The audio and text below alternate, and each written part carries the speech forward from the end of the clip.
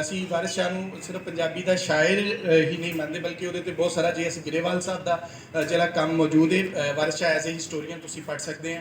ਔਰ ਵਾਰਿਸ ਸ਼ਾਹ ਦੇ ਉੱਪਰ ਰੀਸੈਂਟਲੀ ਅਸੀਂ ਜਿਹੜੇ ਹੀਰ ਮੈਨੂਸਕ੍ਰਿਪਟਸ ਨੇ ਔਰ ਹੀਰ ਆਰਕਾਈਵਸ ਨੇ, ਉਹਨਾਂ ਦੇ ਉੱਪਰ ਅਸੀਂ ਜਿਹੜੀ ਹਿਸਟਰੀ ਹੈ ਉਹਨੂੰ ਵੇਖਿਆ, ਤੇ ਉਹਦੇ ਰਾਹੀਂ ਅਸੀਂ ਇਹ ਗੱਲ ਕਰ ਸਕਦੇ ਹਾਂ ਕਿ ਵਾਰਿਸ ਸ਼ਾਹ ਨੇ ਤਾਰੀਖ ਨੂੰ ਸਾਂਭਣ ਦਾ ਵੀ ਇੱਕ ਆਰ ਕੀਤਾ, ਜਿਹੜਾ ਹੀਰ ਉਹਨਾਂ ਨੇ ਲਿਖੀ। ਪੰਜ ਦਾ ਹਿੱਸਾ ਪੰਜਾਬ ਵਿੱਚ ਬੜਾ ਅਹਿਮ ਰਿਹਾ। ਪੰਜ ਦਰਿਆ, ਪੰਜ ਪੀਰ ਤੇ ਪੰਜ ਹਵਾਸ, ਅਸੀਂ ਇਹ ਗੱਲ ਸੁਣਨੇ। ਪੰਜਾਬ ਦੇ ਪੰਜ ਪੀਰ ਜਿਹੜੇ ਉਹ ਸ਼ੁਰੂ ਤੋਂ ਟੁਰੇ ਆਉਂਦੇ ਨੇ, ਔਰ ਉਹ ਅਸੀਂ ਇਸ ਤਰ੍ਹਾਂ ਸਮਝ ਸਕਦੇ ਹਾਂ ਕਿ ਪੰਜਾਬ ਦੀ ਇਹ ਜਿਹੜੀ ਰੀਤ ਹੈ ਇਹ ਹੜੱਪਾ ਤੋਂ ਟੁਰੀ ਆਉਂਦੀ ਹੈ ਪੰਜਾਂ ਦੀ।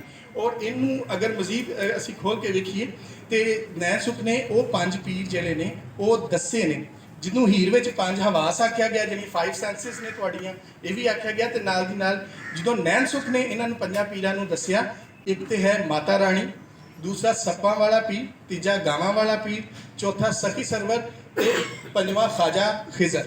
ये पांच नां ने जिहड़े पांच पीर पंजाब च मन्ने जाते सन, जिन्हां दे विच एक औरत भी मौजूद सी और वो माता रानी सी। माता रानी के जिद्दां वक्खो वक्ख रूप ने, पंज फुल रानी की कहानी भी बिल्कुल उस तरह दी है और ये पढ़ी जा सकती और मौजूद है। अच्छा, ये पंज वो पीर सन जिहड़े पंजाब ने अपने नां कीते और उन्होंने मजहब की कोई कैद नहीं सी। माता रानी और खिजर ख्वास और सखी सरवर इक्को थां ही पंज पीर मौजूद सन, पर मुड़ के जिद्दां जिद्दां सारियां शावां नूं बदलिया गया, वंड वेले भी ये बहुत सारा काम अगे वधिया, ये पीरां दे नां भी धर्मी हो गए। तो इन्हां ने फिर इन्हां दे नां कुछ इस तरह, हुण पीर पंज पीरां नूं अगर पढ़ो तो उन्हां दे नां कुछ इंज दसे जाते हैं।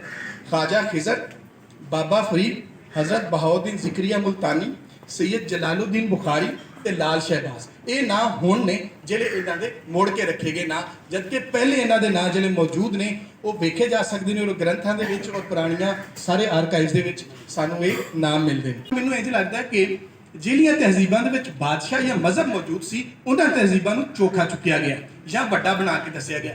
ਮੇਰੀ ਮੁਰਾਦ ਹੈ ਕਿ ਪਾਕਿਸਤਾਨ ਦੀ ਨੰਬਰ 1 ਯੂਨੀਵਰਸਿਟੀ ਦੇ ਵਿੱਚ ਅੱਜ ਵੀ ਤੁਹਾਨੂੰ ਬਾਦਸ਼ਾਹ ਔਰ ਮਜ਼ਹਬ ਦੇ ਨਾਲ ਜੁੜੀ ਹੋਈ ਤਹਿਜ਼ੀਬ ਟੈਕਸਲਾ ਦਾ ਇੰਸਟੀਚਿਊਟ ਮਿਲਦਾ ਹੈ। ਤੇ ਜਿਹੜੀ ਤਹਿਜ਼ੀਬ ਜਿਹੜੀ ਉਹ ਮਜ਼ਹਬ ਔਰ ਬਾਦਸ਼ਾਹ ਦੇ ਨਾਲ ਨਹੀਂ ਜੁੜੀ ਹੋਈ, ਉਹਨੂੰ ਐਡਾ ਹੀ ਵਾਂਝੇ ਕਰ ਦਿੱਤਾ ਗਿਆ ਕਿ ਐਡੀ ਵੱਡੀ ਪੰਜਾਬ ਯੂਨੀਵਰਸਿਟੀ ਹੋਣ ਦੇ ਬਾਵਜੂਦ, 100 ਸਾਲਾ ਆਰਕੀਓਲੋਜੀ ਦਾ ਡਿਪਾਰਟਮੈਂਟ ਹੋਣ ਦੇ ਬਾਵਜੂਦ ਵੀ एक हड़प्पा सेंटर नहीं बनाया जाता, जिदे पक्के तरीके नाल मैं कह सकना कि इत्थे दी मौजूद आइडियालॉजी और माशी सिस्टम जिहड़ा है उन्हें इस गल नूं पिछे कीता होया है कि जिथे बादशाह और मजहब नहीं, उस सोसाइटी नूं सिर्फ यूटोपिया दस्सिया जाए, ये ना दस्सिया जाए कि एक्चुअल भी मौजूद सी। ते इस करके उन्होंने टैक्सला दी बड़े बड़े म्यूजियम, टैक्सला इंस्टीट्यूट और टैक्सला इंस्टीट्यूट दे विच बाहरों ले आए हुए लोग भी काम करते हैं। पर यह गल बड़ी ही मेरे वास्ते बड़ी अजीब है कि हड़प्पा जिन्होंने असीं कहने कि जी मदर है सारी सिविलाइजेशन की, उनका एक भी सेंटर मौजूद नहीं। तो अखीर तो यह भी गल कि जिहड़े हुण मौजूदा साडे जिहड़े रिसर्चर ने कदों इन्हां ते सवालों ते गल करनगे और इस नूं डीकनस्ट्रक्ट करांगे, डीकोलोनाइज करांगे।